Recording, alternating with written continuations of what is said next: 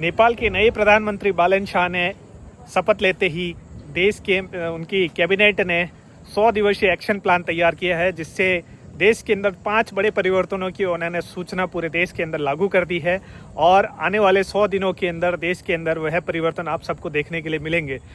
एक Gen Z wrapper, engineer और YouTuber बालन शाह ने आते ही एक क्रांतिकारी उस देश के अंदर परिवर्तन लाए हैं। उन्होंने 5 बड़े परिवर्तन लाए हैं और उन्होंने उसी समय आते ही उस देश के अंदर उसको लागू करने के लिए 100 दिवसीय एक्शन प्लान भी तैयार कर लिया है।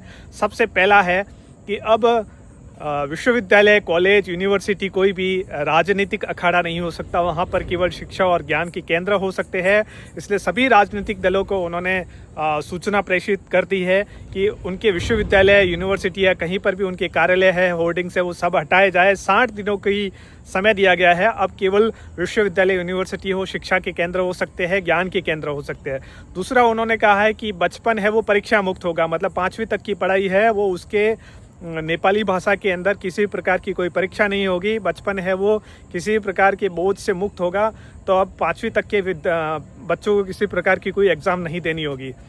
दूसरा, उन्होंने कहा है कि 10वीं तक की शिक्षा व्यवस्था के लिए किसी भी नागरिकता की आवश्यकता नहीं है। हो सकता है उनके देश के अंदर या अन्य किसी शहर के अंदर वहाँ पर ऐसे नागरिक भी होंगे जहाँ पर उनके पास उनकी नागरिकता नहीं होगी और उसी देश के नागरिक होंगे। तो उनको कहा गया कि 10वीं तक की शिक्षा व्यवस्था के लिए आपको किसी प्रकार की नागरिकता की कोई आवश्यकता नहीं है, आप निःशुल्क वहाँ पर शिक्षा ले सकते हैं।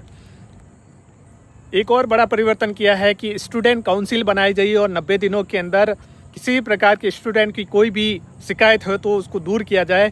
इससे राजनीतिक अखाड़ा विश्वविद्यालय के अंदर, कॉलेजों के अंदर नहीं बने। किसी भी प्रकार की राजनीतिक पार्टी या छात्र संगठन आकर के किसी भी प्रकार का दबदबा वहाँ पर ना बनाए। इसलिए एक छात्र संगठन काउंसिल तैयार किया गया है। 90 दिनों के अंदर उनको रिपोर्ट देनी होगी।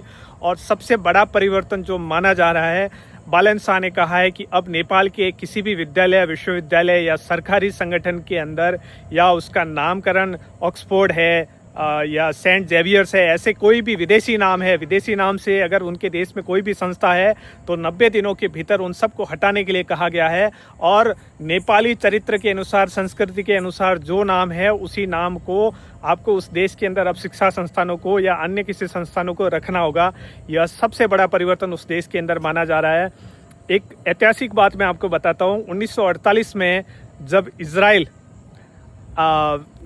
गुलाम से आज़ाद हुआ था, तब उसने अपने देश के अंदर सबसे बड़ा परिवर्तन जो किया था वो वहाँ की शिक्षा व्यवस्था के अंदर परिवर्तन किया था और भाषा के अंदर परिवर्तन किया था। मतलब